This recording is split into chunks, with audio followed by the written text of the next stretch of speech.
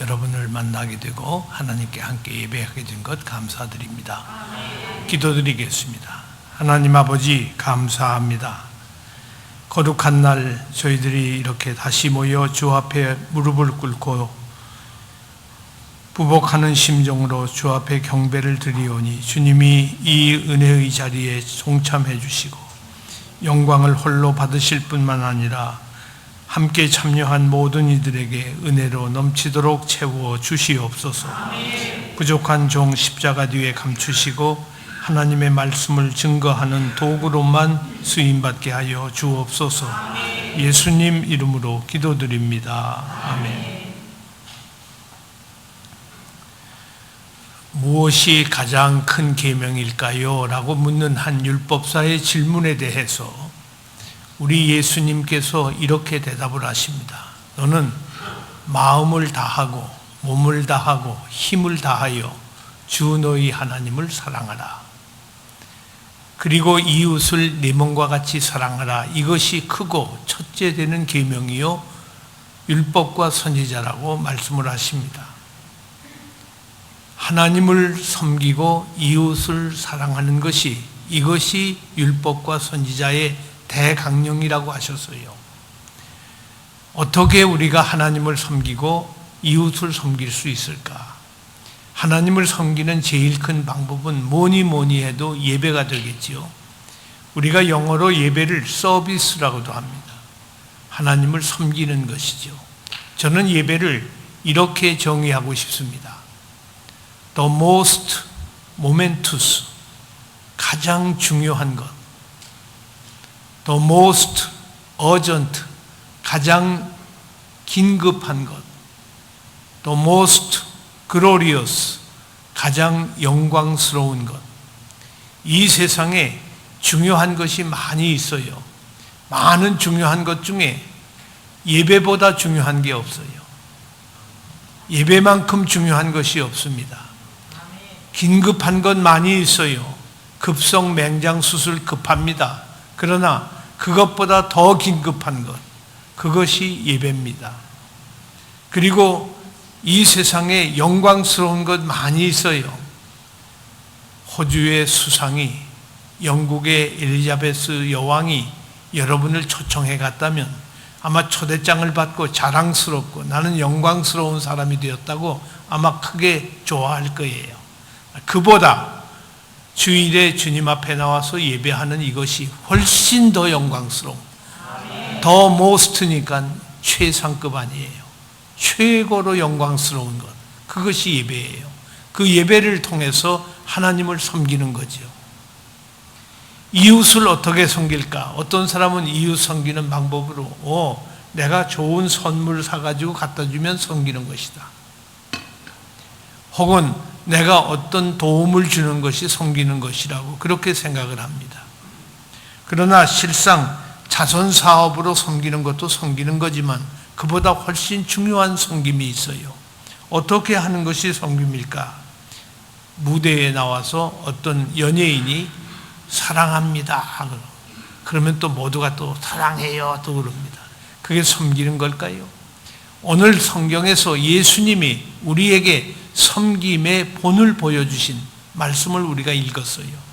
제자들의 발을 닦으신 거죠. 제자들의 발을 닦으려면 서서 닦을 수 있나요? 발 닦는 사람은 무릎 꿇고 닦아야 돼요. 섬김의 기본 자세는 무릎 꿇고 섬기는 거예요. 여러분들이 교회를 섬기고 혹은 이웃을 섬기고 누구를 섬기는 것도 무릎 꿇고 섬기는 자세로 해야 그것이 주님이 가르쳐 주신 본래의 섬김과 같은 것입니다.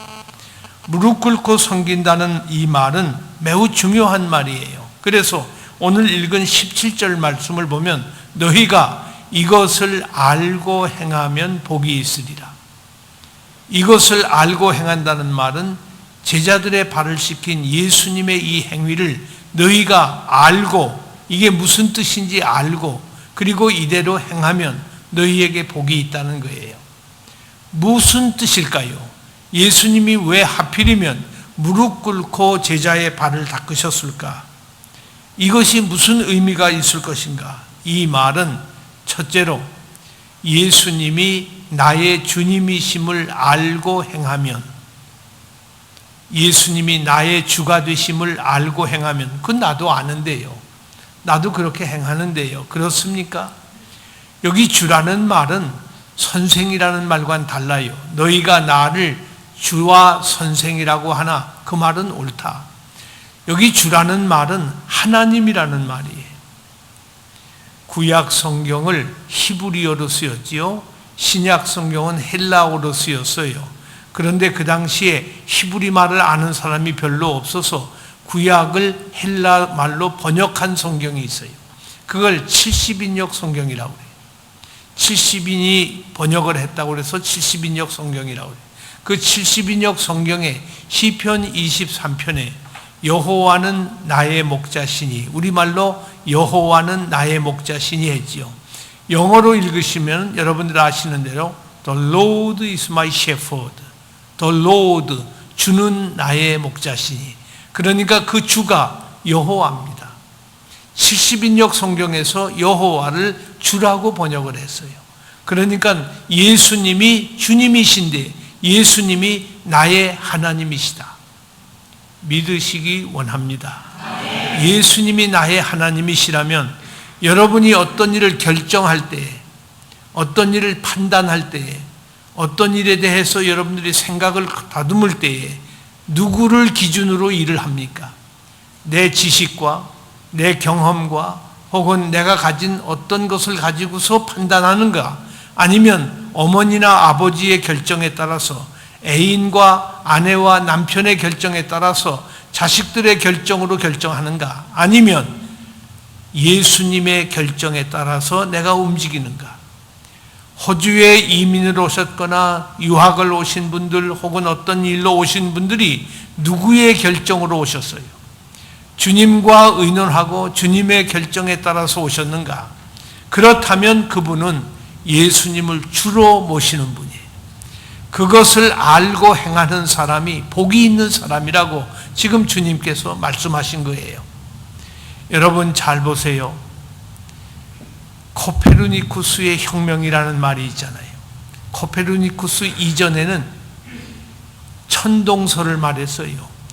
지구가 있는데 지구 주변으로 태양이 돌고 있다. 지구가 중심인 줄 알았어요. 그러나 코페르니쿠스가 아니야. 지구가 중심이 아니고 태양이 중심이고 지구는 돈다. 그래서 지동설을 발견한 거 아닙니까? 지동설이 나오기 전까지는 지구가 중심인 줄 알았어요. 예수님이 하나님인 것을 모를 때에는 내가 중심인 줄 알았어요.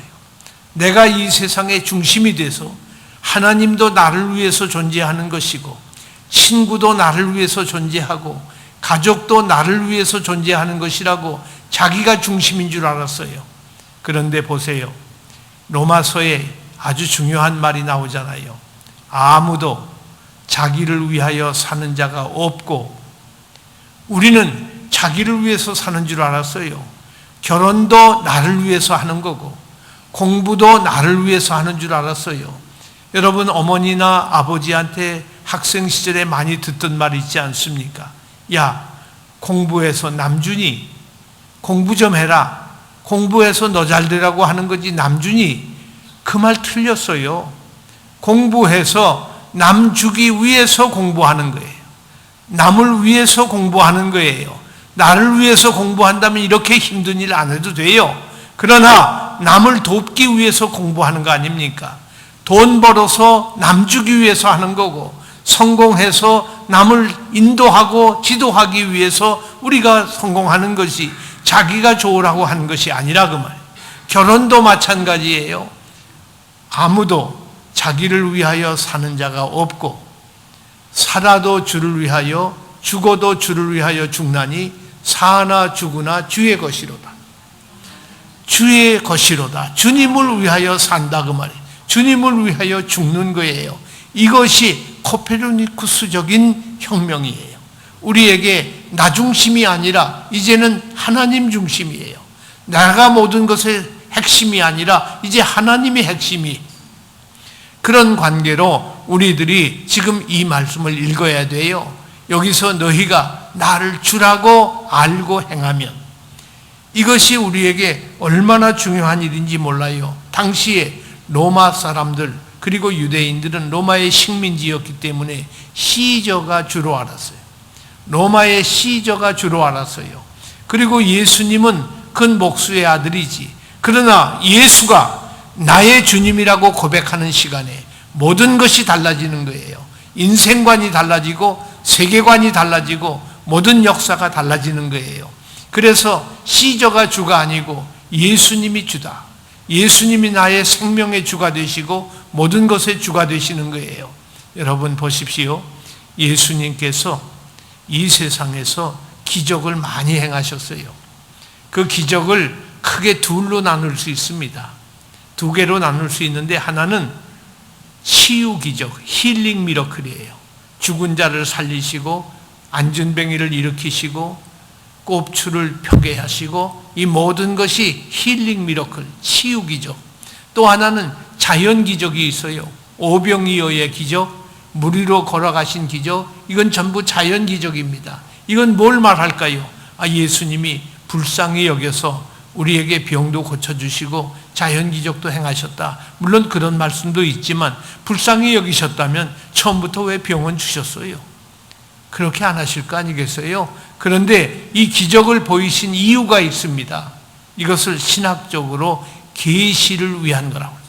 계시라는 것은 하나님이 자기를 보여주시는 것이 계시예요. 연극장에서 커튼이 거쳐지는 것을 계시라고 그래요. 그런데 하나님께서 계시를 프로그레시브, 점진적 계시를 보여줘요. 아브라함에게 요만큼 보여주시고, 모세에게 조금 더 보여주시고, 이사야에게 조금 더 보여주시고, 호세아를 통해서 사랑을 보여주시고, 아모스를 통해서 의를 보여주시고, 미가를 통해서 겸손을 보여주시고, 마침내 예수 그리스도를 통해서 그의 십자가의 죽으심과 부활을 통해서 계시가 fulfilled 됐다. 완성이 된 거예요. 그래서 예수님이 하신 말씀이 나를 본 자는 아버지를 보았고 더 이상 다른 계시가 필요 없어요. 어떤 분이 내가 어젯밤에 봤습니다, 들었습니다. 누구를? 예수님을 봤고 예수님이 제게 말씀했어요. 꿈속에서. 그건 개꿈이에요. 그런 거 믿지 마세요. 그런 거 말하는 분 잘못된 거예요. 계시는 신구약 성경으로 끝이 나요. 예수님의 십자가 죽으심과 부활을 목격한 사람들의 기록이 신약 성경 마지막이에요. 사도들의 기록이에요. 만일에 누가 기도를 열심히 하고 금식을 했더니 요한계시록 후서를 썼다 하면 그것이 바로 이단입니다. 그게 이단이에요. 그게 문선명이에요. 원리 강론을 쓰고 자기가 마치 성경처럼 얘기를 하는 것은 그건 잘못된 거예요. 계시는 풀필드 됐어요. 언제? 예수님에게 의해서. 계시가 완성이 되었는데 이 계시를 왜 주셨는가, 왜 병을 고치셨는가 하니 이것은 Lordship, 주되심, of the life, 생명의 주되심을 계시하시려고 우리에게 치유 기적을 보이신 거예요. 모든 생명의 주권은 주님이 갖고 계셔요. 믿으시기 원합니다. 오늘 우리의 모든 생명, 모든 생명체, 생명의 주인이셔요. 그 주되심이에요. 그리고 예수님은 생명의 주만이 아니에요. 자연의 주가 되셔요. 자연 기적을 통해서 Lordship of the nature, 자연의 주되심을 계시해 주신 거예요. 그렇기 때문에 예수님이 주의 주가 되셔요. 왕의 왕이 되시는 거예요. 그분이 모든 것을 다스리시고 그분이 모든 것을 인도하시고 보존하시고 유지하시는 분이에요. 여러분이 기도 시간에 장로님들이나 목사님이 기도하실 때에 하나님의 섭리라는 말을 많이 하시잖아요. 섭리가 뭐예요? 이게 신학 용어입니다. 조금 어려운 말이에요. 섭리라는 말은 창조 능력으로, 창조는 무에서 유를 만드는 게 창조 아닙니까? 창조 능력으로 보존하시고 유지하시고 다스리시는 것, 다스리시는 거예요. 우리를 지금도 주님이 다스리고 계셔요. 우리의 주의 주가 되심을 너희가 알고 행하면, 그 앞에서 주님이 누구신 것을 알고 행하면 우리가 어떻게 사는 것이 옳은지를 알게 된다 그 말이에요. 그런 사람이 복이 있다. 이 복을 받고 누리실 수 있기를 간절히 소원합니다. 한 걸음 더 나가서 영광 받으실 주님께서 제자의 발을 닦으셨다. 주님은 영광 받으실 하나님이신데 그분이 피조물된 죄인된 인간의 발을 닦으셨어요. 윗사람이 아랫사람의 발을 닦는다는 말은 있을 수가 없지요. 아랫사람이 윗사람의 발을 닦으면 그것은 율법입니다. 마땅히 해야 할 거예요. 그러나 윗사람이 아랫사람의 발을 닦는 것은 은혜라고 그래요. 받을 자격이 없는 사람이 사랑을 받는 것, 그것이 은혜입니다. 나는 하나님 앞에서 도무지 은혜 받을 자격이 없어요. 사랑받을 자격이 없는 죄인 중에 죄인인데 어떻게 하나님이 나를 사랑하셨나? 그렇기 때문에 나는 은혜를 받은 사람이 된 거예요. 그렇기 때문에 은혜를 받은 사람으로서 봉사를 하는 거지. 이 봉사를 함으로 인해서 내가 천국 가는 공로신앙은 결코 아닙니다. 은혜 받은 사람이 그저 그냥 두어도 가만히 있을 수가 없지요. 나 같은 죄인을 살려주셨는데. 여러분 보세요. 어떤 분 기도하실 때에 죽을 수밖에 없는 우리는 죽을 수밖에 없는 사람이 아니에요. 에베소 2장을 보시면 허물과 죄로 죽었던 우리 그랬어요. 죽을 수밖에 없는 우리가 아니라 죽었던 우리예요. 아담 이후에 모든 인간은, 아브라함부터 모든 인간은 다 죽었어요. 그런데 하나님께서 그 중에 택하신 백성을 한 명씩 낚시바늘로 물고기 채워내듯 한 명씩 구원으로 부르신 거예요. 그 부르심에 내가 지금 내 이름이 거기에 걸려서 내가 부르심을 받았으니 이 은혜 이거 뭐로 갚을 거예요? 내가 돈으로 개선할 겁니까? 내가 노동으로 개선할 수 있습니까? 아무것도 할 수 없어요. 이 은혜에 대한 감격을 가지고 주님께 충성을 하고 사랑을 하고 섬김의 도리를 감당한 예배를 하는, 그리고 그 사랑을 이웃에게 보여주는 것이, 그것이 성도의 섬김의 도리인 줄 믿습니다. 하나님께서 우리를 이렇게 제자의 발을 씻으듯이 영광 받으신 하나님이 내 발도 씻기셨다. 내 발도 씻기셨다. 이 얼마나 중요한 말이에요. 잘 보세요. 베드로가 발만 닦지 말고 몸도 닦아주세요 그랬잖아요. 그때 예수님이 뭐라고 그러셔요? 아니야, 목욕한 사람에게 몸은 이제 닦지 않아도 되고 발만 닦으면 돼. 그 말은 원죄는 이미 해결된 거예요. 원죄, 모든 사람의 원죄는 이미 예수님에 의해서 해결됐고, 자범죄, 이 자범죄가 뭐예요? 내가 어제 지은 죄, 오늘 지은 죄, 거짓말 시킨 죄, 하나님만 아시는 죄가 있잖아요. 이 죄 문제 어떻게 할 겁니까? 인생의 가장 심각하고 중요한 문제가 죄 문제인데 이 죄 문제 어떻게 해결할 거예요? 여러분, 무엇으로 해결할 수 있어요? 그런데 그 주님께서 내 발도 닦으셨다.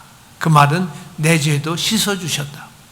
십자가에 못 박히신 예수님의 보혈로 내 죄도 씻기움을 받았어요. 내가 죄 용서함을 받았으니 얼마나 감사합니까? 여러분 정말 감사하지 않으세요? 대한민국이 어떤 나라였어요? 저는 1960년도에 유학을 갔어요. 유학을 갈 때 우리나라 경제 수준이 어느 정도인고 하니 70불이었어요. 70불. 70불 가지고 유학을, 그때 경제, 우리가 GNP가 70불이고 유학생에게 100불을 허락했어요. 10만 원. 그걸 가지고 어디가 뭘 합니까? 100불 가지고 가서 저는 한 달 만에 개학하기 한 달 동안 노동을 해가지고 100불을 다시 한국으로 보냈어요. 나는 한국 돈 1원 한 장도 쓸 마음이 없다. 가난한 내 민족 저렇게 어려운데 내가 유학 와서 그 돈 가지고 하면 되겠어요? 난 그렇게 보내고, 그리고 10몇 년 동안 유학생활 잘 마치고 돌아올 때 크게 하나님께 감사를 했어요. 오늘 대한민국은 세계에서 경제 대국이에요. 지금은 70불이 아니라 2만 불이 넘어요. 몇백 배 더 큰 나라가 됐어요. 지금 이 나라는 어느 정도가 됐는고 하니 세계 무역 10대 강국에 들어가지 않습니까? IT, 선박, 강철, 모든 중요한 중소기업 산업들이 전부 아주 세계 10대 무역국에 들어가고 수출국이 되어 있어요. 얼마나 대단한 나라인데 그럼에도 불구하고 백성들은 원망, 시비, 그리고 불평 가득 차 있어요. 감사할 줄 몰라요. 우리는 감사해야 되지 않습니까? 나 같은 죄인을 살리시고 이 백성들을 어떻게 하나님이 건지셨는데. 그런데 보세요. 제가 얼마 전에 퍽 오래된 얘기예요. 여러분 가운데 혹 아웅산 사건에 대해서 이해하시는 분이 있는지 모르겠어요. 아웅산은 어디 있는 거 하니 미얀마, 옛날 버마예요. 버마에 우리나라 전 아무개 대통령이 장관들을 다 데리고 그 나라 방문을 갔어요. 아웅산 국립묘지에 참배를 하러 갔다가 북한에서 시한폭탄을 준비했던 거 시간이 돼서 터진 거예요. 대통령은 마침 조금 늦게 도착해서 피해를 안 당했지만 도열하고 있던 우리 장관들이 다 죽어버렸어요. 엘리트급 장관이 한꺼번에 몰살을 당한 그런 사건이 있었습니다. 그때에 그 장관들을 합동장례식을 했어요. 국군묘지에서 합동장례식을 하는데 그 중에 한 분을 제가 잘 아는 분이에요. 그분 장례식에 제가 꼭 가고 싶었지만은 부득이 가지를 못하고 집에서 실황 중계하는 TV를 보고 있었어요. 하관식 순서가 됐습니다. 땅에 관이 들어가는 시간, 얼마나 처참한 시간이에요. 그 시간에 TV 화면이 갑자기 바뀌는 거예요. 파란 하늘을 향해서 화면이 바뀌더니 점점 내려오더니 소나무를 비추고 그 나무 가지 밑에서 어떤 젊은 처녀가 소나무 가지를 붙들고 하늘을 쳐다보는 장면이 나와요. 앵커가 그에게 쫓아가서 누구 집 가족입니까? 했더니 나는 아무개 장관의 딸입니다. 그분이 제가 잘 아는 분이에요. 제가 다시 바짝 가봤어요. 그랬더니 이 앵커가 지금 무슨 생각을 하고 계십니까? 이 젊은 여인이 뭐라고 말하는 거 아니? 나의 하나님께 나는 감사의 기도를 드리고 있습니다. 너무너무 놀랐어요. 가장 누구보다도 원망할 시간 아닙니까? 우리 아버지 왜 죽였어요? 왜 죽었습니까? 하고 난리쳐야 할 텐데 나의 하나님께 감사의 기도를 드리고 있습니다. 무슨 감사입니까? 또 물었어요. 그랬더니 우리 아버지는 참으로 훌륭합니다. 가정에서나 사회에서나 국가적으로 자랑스러운 분이에요. 공부도 이렇게 했고 또 이렇게 했고 성품은 이렇게 훌륭하고 인격이 아주 대단히 고매하신 분이고 자랑을 한참 하다가 제 친구 중에 이렇게 훌륭한 분을 아버지로 모시고 싶은 사람, 한 달만이라도 아버지라고 부르고 살고 싶은 사람이 한둘이 아닐 겁니다. 그런데 하나님께서는 나 같은 것에게 이렇게 귀한 아버지를 17년 동안이나 아버지로 모시게 하고 그 사랑을 받게 했으니 얼마나 감사해요. 가장 원망을 크게 해야 할 자리에서 가장 큰 감사를 하는 거예요. 원망을 감사로 바꾸는 그것이 크리스천 아니에요. 우리는 하나님 앞에서 진정 항상 감사하라. 항상 있을 것은 감사인데 항상 있지를 못하는 것이 우리의 불행한 모습입니다. 그래서 여기 우리가 분명히 말한 것은 지금 이 비유를 통해서 이 놀라운 사건을 통해서 예수님께서 우리에게 보여주시는 것은 발을 닦으시면서 우리에게 하시는 말씀, 너희가 이것을 알고 행하면, 선생이 제자의 발을 닦는 이것이 얼마나 큰 감사인 것을 알고 행하면, 너희가 오늘 살면서 알고 살면 참으로 하나님 앞에 복 있는 사람이다. 우리는 얼마나 감사해야 할 것을 감사하지 못하고 은혜와 겸손의 자리에 있어야 할 자리에서 겸손하지 못한 것이 우리의 모습인 것을 종종 보게 되는 것입니다. 발식비움을 받는 사람 중에는 가룟 유다도 있음을 알라. 12제자의 발을 닦을 때 가룟 유다의 발을 예수님이 모르셨겠습니까? 과거만 아시는 것이 아니라 현재와 미래를 아시는 전지전능하신 예수님께서 잠시 후에 이 녀석이 나를 배신할 것을 아시면서도 예수님은 가룟 유다의 발도 예외 없이 닦아주셨어요. 되로 주고 말로 받는 일만 하려고 하는 이 세상에서 작은 섬김을 통하고 작은 것을 통해서 자기 이권을 챙기려고 하는 이 세상 아닙니까? 내가 이 사람을 이렇게 도와주면 우리 교회 등록할 거야 라고 하는 심지어 그런 생각을 가지면서도 우리가 봉사하지요. 그러나 가룟 유다의 발을 닦았다는 이 사실을 아는 사람은 봉사하고 난 다음에 낙심하지 않아요. 가룟 유다가 배신할 것을 알면서도 섬겼기 때문에 이것이 진정한 섬김입니다. 나에게 유익한 것만 올 것을 계산하고 계산적으로 섬기는 것은 그것은 섬김이 아니에요. 우리는 진정한 섬김을 해야 됩니다. 낙심하지 않기 위해서만이 아니라 보답이 없을지라도, 내게 아무런 보답이 없을지라도 하나님의 사랑을 가지고 끝까지 사랑하는 하나님의 자녀가 다 되실 수 있기를 간절히 소원합니다. 한 걸음 더 나가서 모든 일에 예수님께서는 하나님의 말씀을 따라 하셨어요. 오늘 본문을 18절까지 보게 된다면 이는 성경을 응하게 하려 하는 것이라. 성경을 응하게 했다. 예수님은 성경대로 오셨어요. 성경대로 사셨고 성경대로 가셨고 성경대로 다시 오실 겁니다. 너희가 방언을 사모하지 말고 예언을 사모하라고 그랬지요.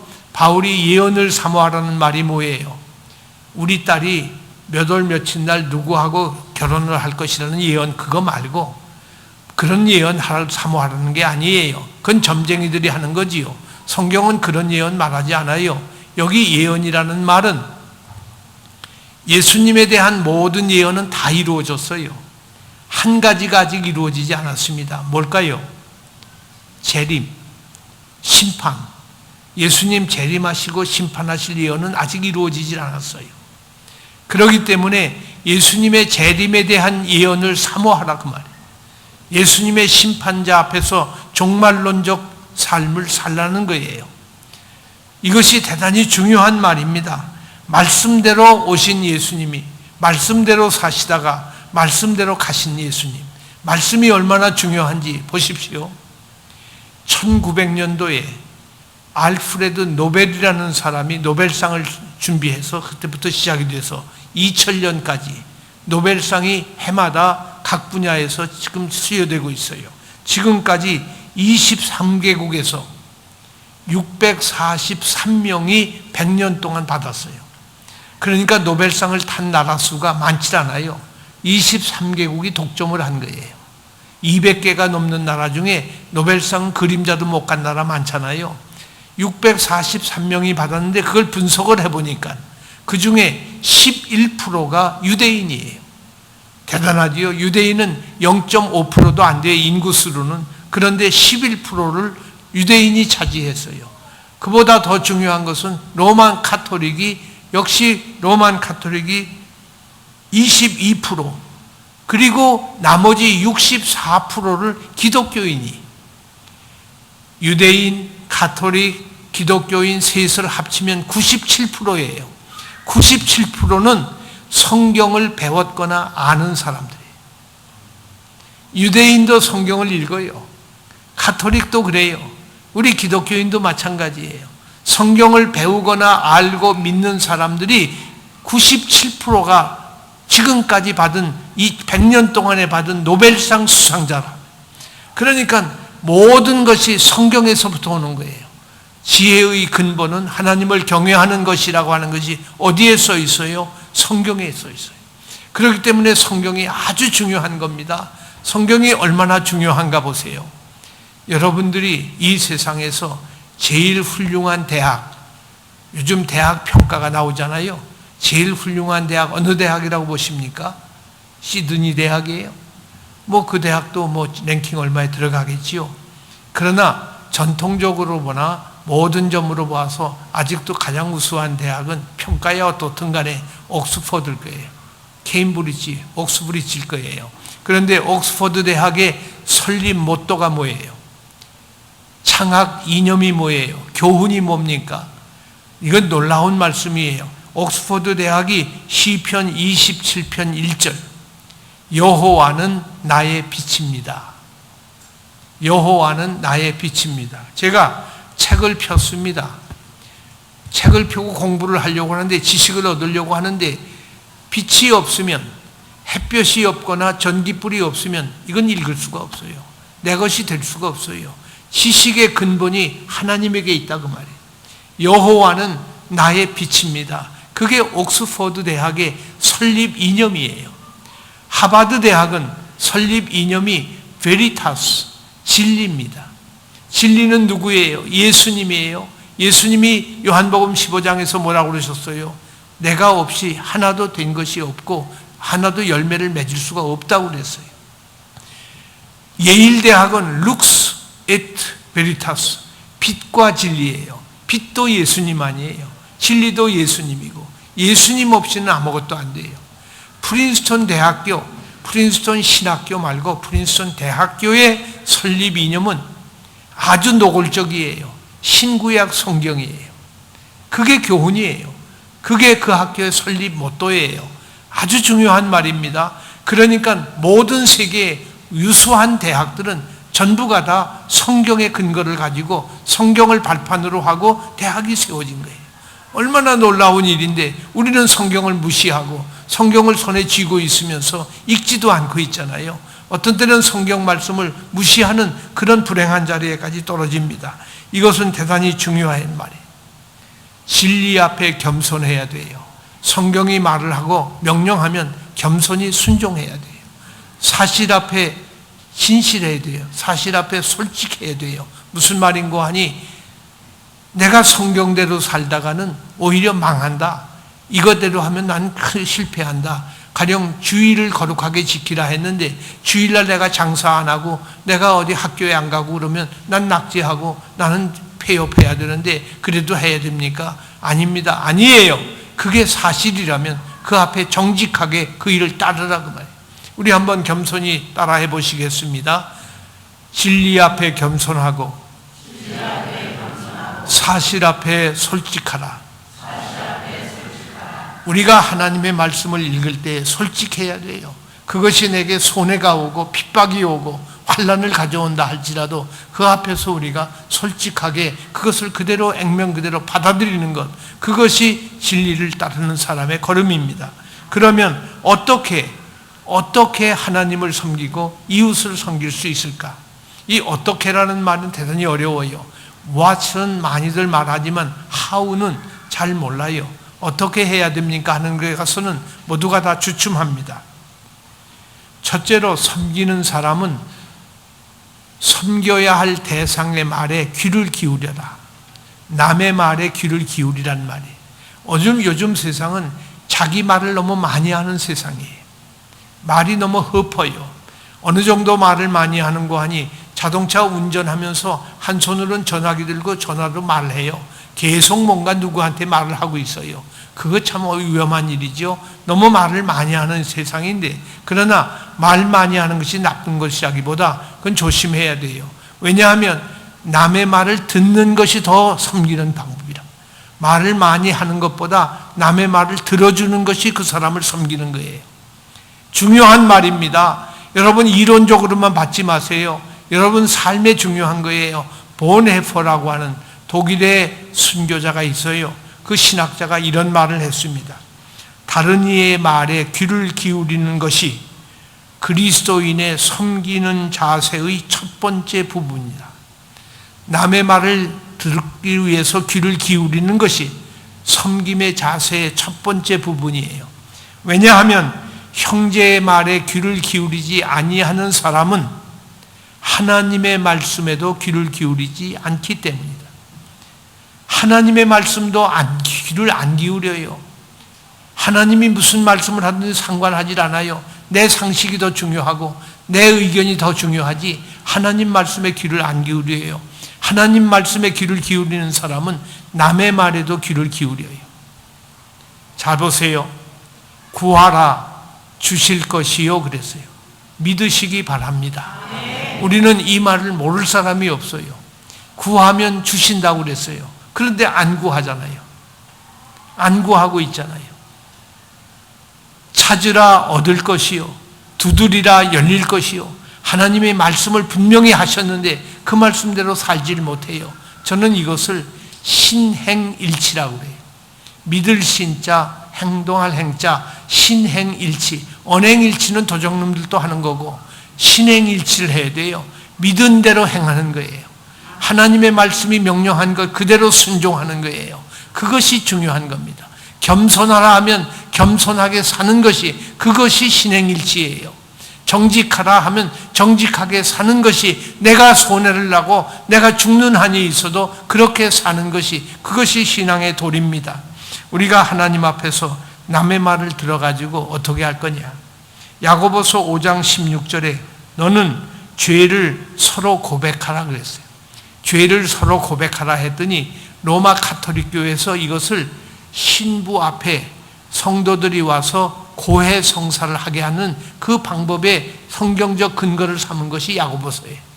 고해 성사 왜 합니까? 가서 신부님 내가 어저께 누구를 미워했고 무슨 죄를 졌습니다. 그러면 신부가 뭐라고 그러는 거 아니?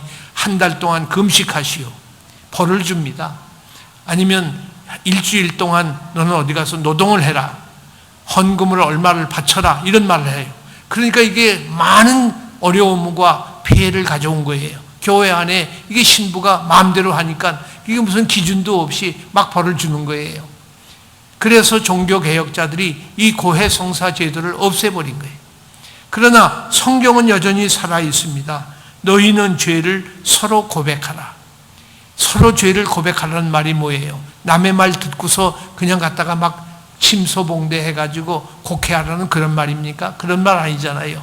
남의 말 들어주면 위에서 기도해주고 그 사람 격려해주고 그 사람 길을 열어주고 인도하는 거지, 그 사람을 죽이는 건 아니잖아요. 제가 용서하십시오. 저는 신학 공부를 미국서 했기 때문에 안수를 미국에서 받았어요. 미국 노회에서 안수를 할 때에 그 노회원이라는 것은 장로와 목사가 모인 걸 노회라고 그래요. 우리 장로교회에서는. 그런데 그 노회원들 앞에서 어떤 일이 벌어졌는고 하니 어느 목사님이 실수를 해서 큰 실수를 했어요. 목사직을 파직을 당했어요. 목사에서 쫓겨나는 거예요. 그 후에 10년 후에 다시 그분이 목사직을 회복하게 되는데 모든 노회원 앞에 서서 그분이 서서 자기의 죄를 10년 전 죄를 고백하게 하는 겁니다. 내가 10년 전에 이런 죄를 졌습니다. 이런 악한 짓을 했어요. 하나님을 슬프게 했습니다. 그런데 그 후에 내가 회개하고 내가 새 사람이 되어서 이렇게 완전한 하나님의 종이 될 만한 준비를 10년 동안 다시 했습니다. 요나를 두 번째 부르시고 배신한 베드로를 다시 부르신 주님께서 나를 다시 불러주신 것을 믿고 오늘 이 자리에 섰습니다 했더니 앞에 있던 한 사람이 일어나서 뒤에서 또 누가 일어나고 차츰차츰 하더니 전체 회원들이 일어나서 박수로 이제는 당신은 목사로 회복됩니다 하는 걸 받아주는 거예요. 받아주는 거예요. 공적인 고백을 할 때 이 공적 고백이 중요한 겁니다. 우리는 나는 하나님 앞에 회개했으면 됐지 왜 사람 앞에서 회개합니까? 그러잖아요. 그렇진 않아요. 공적인 고백이 참 중요한 거예요. 그래서 세례식을 우리가 병상 세례하지 않습니까? 죽을 때 임종식 할 때 막 직전에 가서 우리 아버지 큰일 났어요. 빨리 세례 주세요. 뭐 무슨 말인지도 못 알아듣는 사람한테 세례 주는 사람이 있는데 그건 가톨릭이 하는 거예요. 우리는 가급적이면 그거 안 합니다. 할 수는 있어요. 그러나 안 하는 게 좋아요. 왜냐하면 세례는 공석에서 하는 거예요. 문답 다 장로님들과 했지만은 그럼에도 불구하고 많은 예배 시간에 세례받을 사람 일으켜 세워놓고 목사님이 질문합니다. 당신은 죄인인데 본래 죄인이었는데 예수 그리스도의 은혜로 죄 씻기움을 받고 구원받게 되는 존재인 줄 믿으십니까? 아멘, 네 라고 대답할 때 공석에서 인정이 되는 거예요. 그 사람에게 세례를 주는 거예요. 매우 중요한 일입니다. 이 공적인 고백이 아주 중요해요. 섬기는 자는 남의 말을 잘 들어주는 것인데 그 말을 들어가지고 이상한 방법으로 곡해시키는 게 아니라 오히려 격려하게 하고 공적으로 그 사람을 인정해주는 그런 방법으로 끌고 가는 것, 그것이 섬김의 도리입니다. 한 걸음 더 나가서 섬기는 자는 희생해야 돼요. 희생한다는 말은 희생이 없는 제물은 하나님이 기뻐하시지 않는다 그랬어요. 여러분 시장에 가서 물건을 살 때 지갑을 열잖아요. 지갑을 열면 헌 돈이 있고 새 돈이 있지 않습니까? 어느 것을 먼저 빼줍니까? 새 돈 주십니까? 헌 돈 주십니까? 헌 돈 먼저 나가지요. 누구나 저도 마찬가지일 거예요. 헌 돈 먼저 나가는 거예요. 근데 하나님은 그런 걸 안 받으신단 말이에요. 헌 돈을 안 받으신다는 말이 아니라 하나님이 제일 중요하지. 내가 새 것 같고 내가 좋은 것 같는 거, 하나님 그건 아무리 바쳐도 그건 안 받으셔요. 우리는 최선의 것을 바쳐야 된다. 그러니까 우리가 하나님 앞에 바칠 때에 첫 열매를 바친다고 그랬잖아요. 그 첫 열매는 낫으로 베어서 첫 열매가 아니라 가장 좋은 것을 첫 열매라고 해요. 내게 있는 가장 좋은 것을 하나님께 바치는 거예요. 그것이 진정한 섬김의 도리, 희생이 있는 그런 아름다운 것이 되는 거예요. 잘 보세요. 사마리아인의 비유에서 제사장과 레위인이 지나갔어요. 그 사람들은 피 흘린 사람 잘못 만지면 이건 자기가 제사도 못 지난 제사장이 제사 지내야 되는데 그것도 못하게 될까 봐서 이 골치 아픈 일 안 감당하지 말자 하고 도망가는 거예요. 그런데 선한 사마리아인은 가까이 가서 치유를 해줍니다. 그것은 저 제사장과 레위인은 골치 아픈 일로 봤는데 이 사람은 가슴이 아팠어요. 가슴 아픈 사람은 그 사람을 치유해주고 부비가 더 들면 나중에 올 때 갚겠다고까지 말을 해주는 거예요. 여러분, 진정한 섬김은 무슨 돈 몇 푼 주고 구제금 주고 그게 섬기는 거 아니에요. 그렇게 섬기는 건 섬기는 게 아니에요. 가슴 아파야 돼요. 가슴 아픈 괴로움을 가지고 같이 울 때 그것이 진정한 섬김입니다. 여러분, 누가 이민을 처음 왔는데 동서남북도 모르고 하는데 잘 도와줄 때 그냥 도와주는 게 아니에요. 얼마나 어려울까? 내가 어떻게 도와줄까 하는 가슴 아픈 심정으로 그를 도울 때 진정한 섬김의 도리가 거기서 발산이 되는 것입니다. 또 무엇보다도 섬기는 사람은 주는 삶을 살아요. 우리가 주되 자기를 주는 것입니다. 여러분 보세요.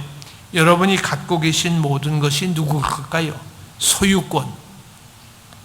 내 목숨까지도 누구의 것입니까? 소유권, 사용권, 감사권, 오디팅하는 것. 이게 잘 썼는지 못 썼는지 감사하는 방법. 그리고 회수권, 거두어가는 것. 누구의 것이에요? 하나님이죠. 그렇게 믿으십니까? 여러분의 모든 소유권은 하나님 거예요. 사용권 원하시면 지금이라도 다 내놔야 돼요. 거두어 가실 때 다 내놔야 돼요.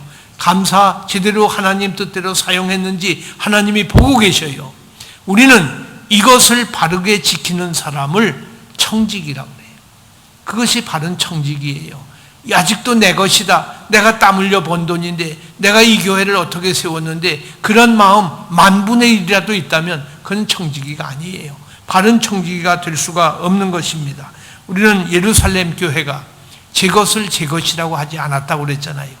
요즘 우리는 어떻게 합니까? 네 것도 내 것이고 내 것도 내 것이다 그러잖아요. 근데 예루살렘 교회는 제 것을 제 것이라고 하지 않고 다 내어주고 같이 나누었어요. 그것을 코이노니아라고 그럽니다. 코이노니아라는 헬라 말은 펠로우십이라고 번역을 했지만은 사실은 그렇지를 못해요. 제가 신약 성경에 나타난 코이노니아의 의미라는 논문을 어느 잡지에 쓴 것이 하나 있어요. 그때 신약 성경을 연구하고 보니까 코이노니아는 펠로우십이 아니고 영어로 정확하게 더 가까이 번역한다면 파티시페이션이에요. 파티시페이션, 참여하는 거예요. 참여하는 것이 이것이 진정한 코이노니아예요. 오늘 고준학 목사님을 제가 뵀는데 그 목사님이 뭔가 괴로워하고 있어요. 그 낮잠이나 자고 잠이나 자면 풀릴 거야. 그렇게 한다면 그건 교제가 아니에요. 안녕하셨습니까? 악수했다고 교제하는 게 아니에요. 저분의 아픔에, 저분의 괴로움에 내가 동참하는 것, 참여할 때에 그것이 진정한 형제의 교제가 되는 거예요. 우리가 한 교회 안에서 교제를 한다고 하는 것은 이렇게 서로가 서로에게 참여하는 것, 그렇다고 참견하라는 말이 아니에요. 우리는 그 사람의 아픔에, 모자람에, 부족함을 참여해주고 채워주고 이끌어주는 그런 삶을 진정한 교제라고 합니다. 이것이 섬기는 거예요. 그리고 우리가 물질을 주기보다 자기를 먼저 주어야겠죠. 마게도니아 교회가 자신을 먼저 바쳤기 때문에 향기로운 제물이라고 그러지 않았습니까? 섬기는 자는 다른 사람의 짐을 져주어야 됩니다. 갈라디아서 6장에 남의 짐을 서로 지라, 이것이 그리스도의 법을 성취하는 것이다. 남의 짐을 져는 것이 예수님이죠. 예수님이 내 짐을 지시지 않았어요? 그러니까 그리스도의 법은 사랑의 법이에요. 그것이 진정한 사랑을 우리에게 가져오는 법이 되기 때문에 남의 짐을 져주는, 남의 무거운 짐을 져주는 것이 섬김의 도리가 될 것입니다. 섬기는 사람은 다른 사람에게 진리를 말해줘요. 가령 죽음에 대한 얘기를 누구에게 할 때에 죽는 얘기만 하질 않아요. 죽음 다음의 세계에 대한 얘기도 해줘요. 부활에 대한 얘기도 해주고 내세에 대한 천국에 대한 얘기도 해줘야 돼요. 우리가 다른 사람에게 죄 문제를 얘기하게 될 경우에 죄로 끝나면 안 돼요. 은혜를 얘기하고 용서를 얘기해 주어야 됩니다. 부활과 내세를 말해주고 은혜를 말해주고 용서받는 것에 대한 얘기를 해줄 때에 우리가 그를 진정으로 섬기는 자가 될 수가 있습니다. 섬기는 자는 상대방을 회복시켜야 돼요. 여러분이 나와 누구가 섬긴다고 할 때에 그 사람이 죽어가는데 그를 회복시키지 못한다면 진정한 섬김이라고 할 수가 없게 될 것입니다. 만일 무슨 범죄한 일이 드러나거든 온유한 심정으로, 그랬어요. 온유한 심정으로 섬겨라. 물이 700도가 끓는데 발 닦아주겠다고 700도에 물이 넣으면 그건 섬기는 게 아니지요. 그 사람 고생시키는 거지요. 발 닦아주려면 물을 적당히 온도가 맞는지를 손으로 내봐서 온유한 심정으로, 부드러운 말로, 부드러운 마음으로 섬겨야지. 그저 섬긴다고 무조건 발 닦아줄 테니까 발 넣으라 하고 700도 되는데 넣으면 그건 죽이는 거지 섬기는 게 아니죠. 그렇기 때문에 우리가 남에게 대접을 받고자 하는 대로 남을 먼저 대접하라는 예수님의 이 골든 룰을 잘 기억하시면서 우리가 섬김의 도리를 온유하게 해야 될 것입니다. 이제 결론을 말씀드리겠어요. 이 세상에서 누가 성공자입니까? 여기 젊은이들이 계신데 젊은이들이 성공을 꿈꾸고 있다면 그 성공은 대접받는 자리, 호령하는 자리로 생각하지 마세요. 아무도 자기를 위하여 사는 자가 없다고 하는 말씀 꼭 기억하십시오. 우리는 남을 섬기기 위해서 사는 자예요. 왜? 예수님이 말씀했잖아요. 나는 세상에 온 것이 섬김을 받으려 함이 아니요 도리어 섬기러 왔다. 우리는 예수님을 따르는 분 아닙니까? 그러니까 예수님이 섬기러 오셨기 때문에 우리는 섬기는 사람이 되어야 돼요. 그것이 성공이에요. 그것이 높아지는 길이에요. 무슨 장관이 되고 대통령이 되는 길 큰 길로 하는데 우리가 어린아이들한테 그러잖아요. 너희 다음에 뭐 될래? 하면 나 대통령 돼요. 와 그럽니다. 너 뭐 될래? 나 우편 배달부 될래요. 에이 그래. 죄송합니다. 여기 우편 배달부 계시면 그거 그렇게 물으면 안 되지요. 그렇게 물으면 안 돼요. 뭐 되려고 묻지 마세요. 어떻게 물어야 되는 거 하니? 왜 우편 배달부 되려고 하느냐? 왜 대통령이 되려고 하느냐? 내가 대통령이 돼서 나라를 어떻게 섬기겠습니다 하는 그것을 넣어줘야지. 높은 자리만 자꾸 내주면 되겠어요? 지난번 대통령 선거 때 그전에도 저는 교회에서 꼭 후보자들을 모시고 정강 발표를 하게 하고 질문을 했어요. 어떤 대통령이 뭐 2만 불 시대를 자기가 꼭 이루겠습니다 그러더라고요. 제가 질문을 했습니다. 뒤학께서 왜 2만 불을 그렇게도 학수고대 하십니까? 왜 2만 불입니까? 3만 불이면 어떻고 1만 불이면 어때요? 왜 2만 불입니까? 국민에게 비전을 줘야 될 거 아니야. 2만 불 돼가지고 댄스홀 가고 무슨 골프장, 죄송합니다. 골프 하시는 분, 뭐 이상한 놀이나 하러 다니고 하려면 그거 여행이나 하려고 한다면 그게 무슨 그게 2만 불 의미가 있어요? 비전이 없잖아요. 비전을 제시하고 왜 2만 불이라는 걸 제시할 때 백성들이 그걸 따라가는 거지요. 오늘 우리가 중요한 것은 왜 당신이 우편 배달불이 되기를 원하고 무엇 때문에 당신이 대통령 되기를 원하는지 그것을 묻자 이거예요. 그것이 진정한 섬김의 도리를 가져오기 때문입니다. 그리고 아는 것과 행하는 것이 많은 사람이 달라요. 신행일치를 하자. 신행일치, 믿은 대로 행하는 아름다운 성도 다 되실 수 있기를 간절히 소원합니다. 아멘. 이제 마지막으로 하나님과 이웃을 섬기게 되는데 우리가 어떻게 섬겨야 되는가? 섬긴다는 말은 머추어 크리스찬이에요. 성숙한 신자가 되는 거예요. born again, 거듭난 인간이 아무리 돼도 그거로 족하면 안 돼요. 거듭난 인간은 아직도 갓난아기처럼 돼가지고 자기만 돌보라고 그럽니다. 목사님 시간 자기가 다 뺏어요. 거듭난 인간은 오히려 목사님 시간을 도와주는 거죠.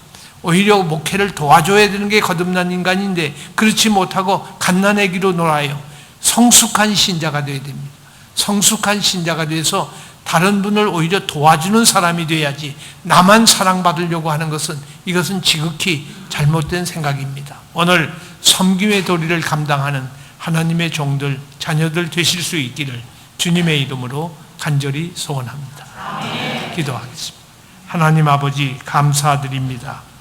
우리 주님께서 섬김의 도리를 몸소 체현하여 보여주신 것처럼 우리도 남의 발을 닦아주는 하나님의 종들이 되게 하여 주시옵소서. 특별히 시드니 성결교회가 이 지역사회에 아름다운 섬김의 도리를 잘 감당해서 하나님과 사람 앞에 칭찬과 자랑감이 될 수 있는 귀한 복음의 센터가 되게 하여 주시옵소서. 예수님 이름으로 기도드립니다. 아멘.